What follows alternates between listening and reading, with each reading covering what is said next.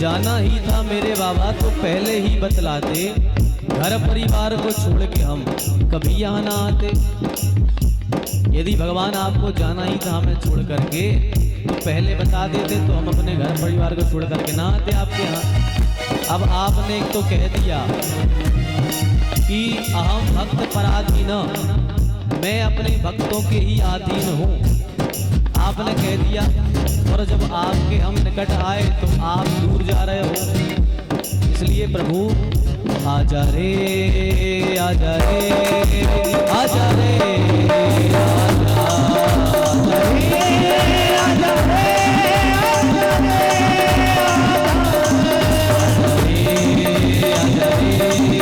आजा रे आजा रे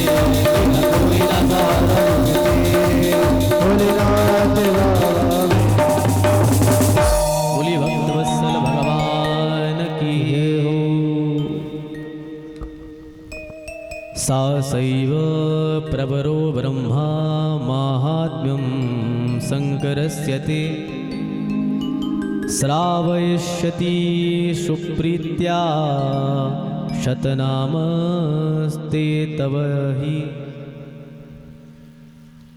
कल की कथा में आप सबने श्रवण किया कि नारद जी महाराज को जो है मोह हो गया, और ऐसा मोह हुआ, अहंकार ऐसा बैठा काम जीतने का कि अब इन्होंने सोच लिया कि संसार में शंकर जी की बराबरी से हम ही पहुंच गए।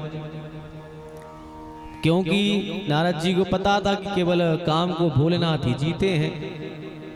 अब तो नारद जी को लगने लगा कि हम भी काम को जीत गए हैं, इसलिए मन में ऐसी उत्सुकता हुई कि सबसे पहले भोलेनाथ ही को जाके बताएं हम कि हमने काम जीत लिया। भोलेनाथ के यहाँ गए, भोलेनाथ को बताया कि प्रभु हमने काम जीत लिया। भगवान शंकर ने कहा बाबा वो तो ठीक है, हम तो सोच रहे थे कि ये नारद जी आएंगे तो राम कथा मिलेगी, लेकिन आपने तो आकर उल्टी काम कथा सुना दी। भगवान शिव ने बहुत समझाया, कहा बाबा आपने हमसे कह दिया तो ठीक है, पर कभी भूल करके यदि हंसी मजाक भी हो रही हो तो भगवान नारायण के सामने ना कहना कि हमने काम को जीत लिया। नारद जी ने वही सोचा मन में कि ऐसा ना हो कि ये सोच रहे हो कि संसार में काम को जीतने वाला एक ही रहे, बस दो ना हो पाए। नारद जी ने कहा रे हम क्यों नहीं बताएंगे।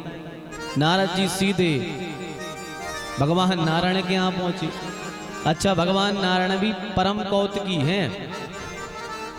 आज जब नारद जी जा रहे हैं बैकुंठ की तरफ तो भगवान नारायण ने यहाँ 4 चक्कर लगाए द्वारपालों के यहाँ तक।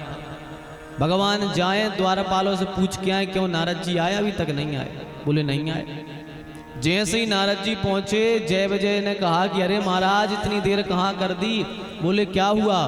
बोले अरे आज आपसे मिलने के लिए भगवान नारायण ने 4 चक्कर लगाए। नारद जी तो यार चक्कर खा गए। बोले बताओ नारायण ने हमारे लिए 4 चक्कर। नारद जी अंदर जैसे ही पहुंचे भगवान सिंहासन से खड़े हुए बोले आओ नारद जी। नारद जी समझ गए कि यही सच्चा पारखी है, इसने हमें परख लिया। भगवान नारायण ने पास में बुलाया और अपनी ही आसन पर नारद जी को बिठा लिया। नारद जी महाराज को जैसे ही बिठाला, नारद जी से कहा और महाराज और सुनाइए। तो अब हमने सुना आप कैलाश पर्वत की तरफ गए थे, हिमालय की गुफाओं की तरफ गए थे। तो नारद जी ने कहा हाँ गए तो थे। भगवान नारायण ने कहा क्यों गए थे। बोले तपस्या करने गए थे। तो भगवान नारायण कहते हैं कि भैया हमने तो सुना है कि वहां कोई तपस्या कर नहीं पाता। बोले क्यों। बोले अरे काम आ जाता वहां सताने के लिए, काम की वजह से कोई तपस्या नहीं कर पाता। अरे अब नारद जी सोई बोले कि अरे हमें देख के काम चोर हो जैसो भागो तो। अरे नारायण से कह रहे हैं नारद जी यदि आपको तपस्या करनी हो हमारे साथ चलना, हम तपस्या करवा देंगे, हमारे साथ चलना। हमें देखकर कामदेव भागा था। अब भगवान बोले हाँ नारद जी महाराज, आप जैसे संतों की बात ही क्या, आप जैसे संत, आपके तो नाम लेने से काम भाग जाता है, फिर तो आपकी बात ही क्या है। अब यहां से नारद जी महाराज चले बैकुंठ से। भगवान ने सोचा कि भैया इनके मन में अहंकार का फोड़ा हो गया, उसका ऑपरेशन करना पड़ेगा। तो भगवान ने क्या किया कि भगवान ने सोचा कि अब हमारे बस की तो है नहीं है, बड़े डॉक्टर के यहाँ भेजना पड़ेगा। तत्काल भगवान शंकर जी को आदेश दिया कि थोड़ा इनका अहंकार का जो फोड़ा हो गया इसका ऑपरेशन कर दो। तो भगवान शंकर जी ने तत्काल हॉस्पिटल तैयार करी, 100 योजन की, और शील निधि नाम के डॉक्टर बनाए और विश्व मोहिनी नाम की नर्स बना दी और कह दिया भैया इनका विधि पूर्वक जो है ऑपरेशन कर दो इनके अहंकार का। आप सबने ये कथा कल श्रवण कर ली थी। नारद जी ने भगवान का मुख मांगा, भगवान ने हरि मुख दे दिया। जैसे ही स्वयंवर में पहुंचे तो स्वयंवर में विश्व मोहिनी ने देखा, नारद जी की तरफ दृष्टि गई, यार हमारे पिताजी ने बंदरों के लाने ही बुलाओ है। विश्व मोहिनी उस गली में नहीं गई जहां नारद जी बैठे थे। लेकिन ये तो देखो कथा है कि नारद जी जहां बैठे थे वहां विश्व मोहिनी नहीं गई। उसका भावार्थ ये है कि संत के पास कभी माया जा नहीं सकती। नारद जी हैं संत और विश्व मोहिनी है माया, और संत के पास माया कभी जा नहीं सकती। इसलिए विश्व मोहिनी ने कहा कि संत और माया का कभी मिलन नहीं हो सकता है। माया का मिलन तो केवल मायापति से ही होगा, संतों के पास माया जाती नहीं, छू ही नहीं पाती। इसलिए विश्व मोहिनी उस रास्ते में नहीं गई, वहां से अलग होकर के चली गई। और सामने से लक्ष्मीपति आ गए और भगवान नारायण के गले में माला डाली, और जो है वह विश्व मोहिनी भगवान नारायण के साथ में चली गई। अब नारद जी को क्रोध आया तो नारद जी ने भगवान नारायण को शाप दे दिया, शिवगणों को शाप दे दिया। जब माया दूर भई तब पता लगा कि अरे भगवान ये तो बड़ा लफड़ा हो गया, अब क्या करें प्रभु, कोई गलती हो गई, क्षमा, कोई प्रायश्चित बताओ। तो भगवान नारायण ने कहा कि यदि कभी हमसे गलती हो जाए, पाप हो जाए, तो भगवान शंकर का जप करना चाहिए। भगवान शिव का नाम लेने से जो है हमारे पाप दूर हो जाया करते हैं।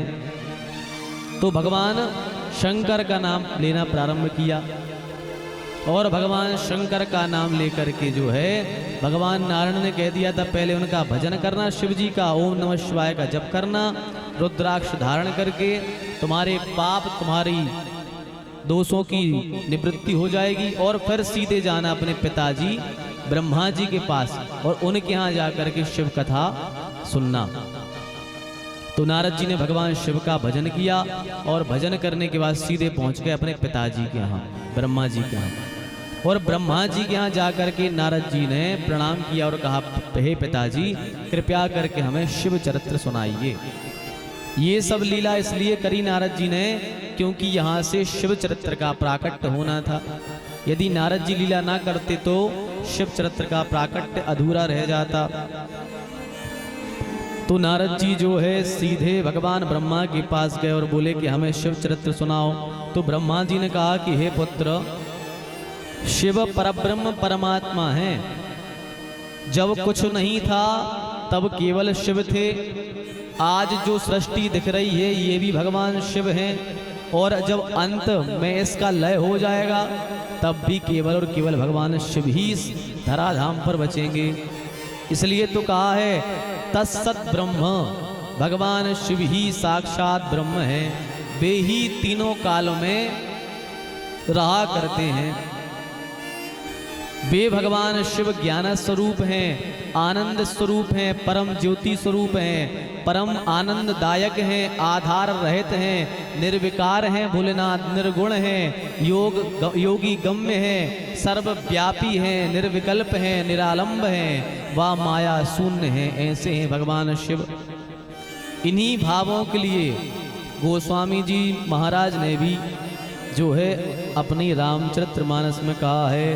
गोस्वामी जी कहते हैं, नमामि शमीशान निर्वाण रूपम विभुम व्यापकम ब्रह्म वेद स्वरूपम निजम निर्गुणम निर्विकल्पम निरीहम चिदाकाशमाकाशवासं भजेऽहं निराकार ओंकार मूलं तुरीयं गिराज्ञानगोतीतमीशं गिरीशं करालं महाकालकालं कृपालं गुणागार संसारकारं नतोऽहं तुषारादिशङ्कास गौरं गंभीरं मनोभूतकोटि प्रभासी शरीरं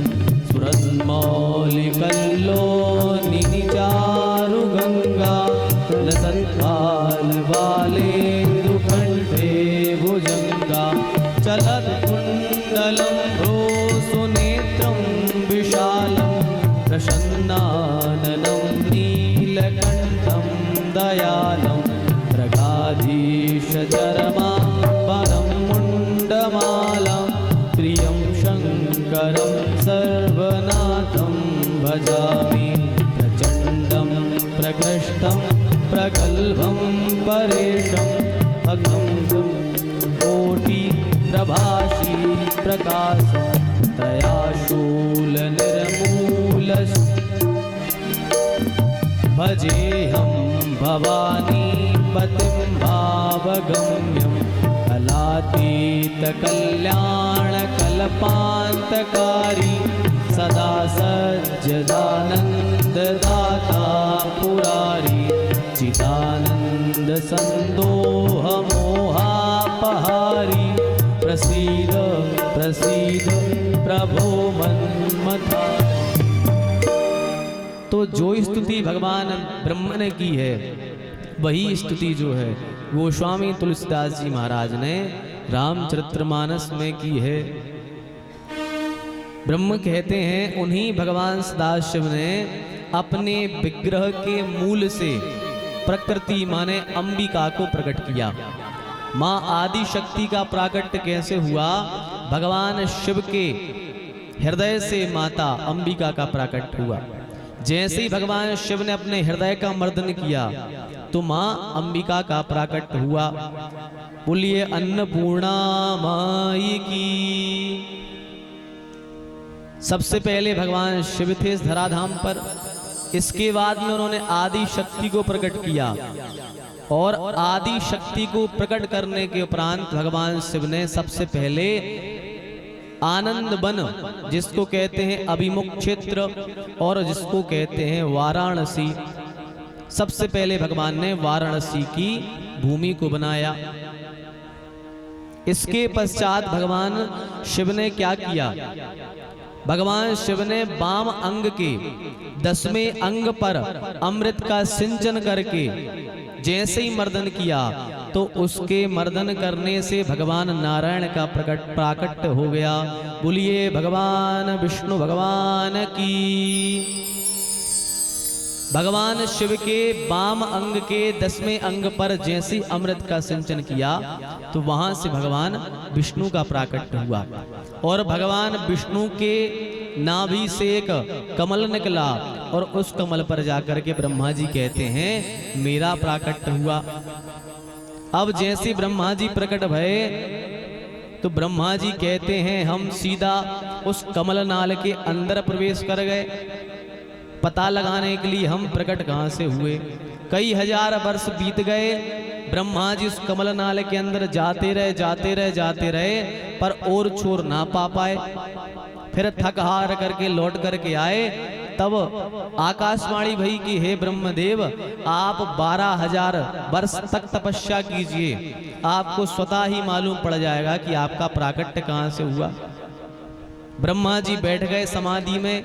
12 वर्ष तक भगवान नारायण ने तपस्या करी, ब्रह्मा जी ने तपस्या करी। जब ब्रह्मा जी की तपस्या पूरी भई तो ब्रह्मा जी पहुंच गए भगवान नारायण के पास में। और नारायण के पास में जैसे ही पहुंचे और कहने लगे, आप कौन हो? भगवान नारायण से कह रहे हैं, ब्रह्मा जी आप कौन हो? तो भगवान विष्णु कहते हैं, हे वत्स, मैं तुम्हारा पिता हूं। ब्रह्मा जी बोले, देखो हिसाब से बात करो। अरे ये संसार की सृष्टि मैं करता हूं, तो मैंने